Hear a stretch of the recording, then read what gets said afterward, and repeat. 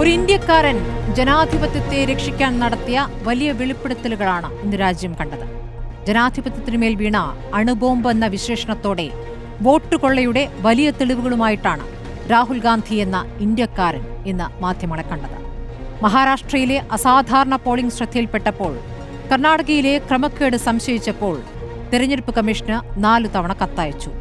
Digital data തരാഞ്ഞപ്പോൾ Congress party നടത്തിയ അന്വേഷണത്തിൽ തെളിഞ്ഞ വസ്തുതകൾ, 7 അടി പൊക്കത്തിൽ 300 കിലോ വരുന്ന കടലാസുകൾ 6 മാസമെടുത്ത് പരിശോധിച്ചു കണ്ടെത്തിയ സത്യങ്ങൾ, മഹാരാഷ്ട്രയിലെ 40 ലക്ഷം ദുരൂഹ വോട്ടർമാർ, 5 മണി കഴിഞ്ഞ് കുതിച്ചുയർന്ന പോളിംഗ്, തെളിവ് ചോദിക്കുമ്പോൾ CCTV ദൃശ്യങ്ങൾ നശിപ്പിച്ചു എന്ന തെരഞ്ഞെടുപ്പ് കമ്മീഷന്റെ മറുപടി.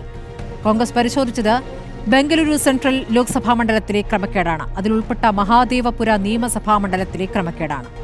4 ബൂത്തിൽ വരെ വോട്ടുള്ളവരും 4 സംസ്ഥാനങ്ങളിൽ വോട്ടുള്ളവരും 70 വയസ്സുള്ള കന്നി വോട്ടറും അന്വേഷണത്തിൽ തെളിഞ്ഞു വന്നു.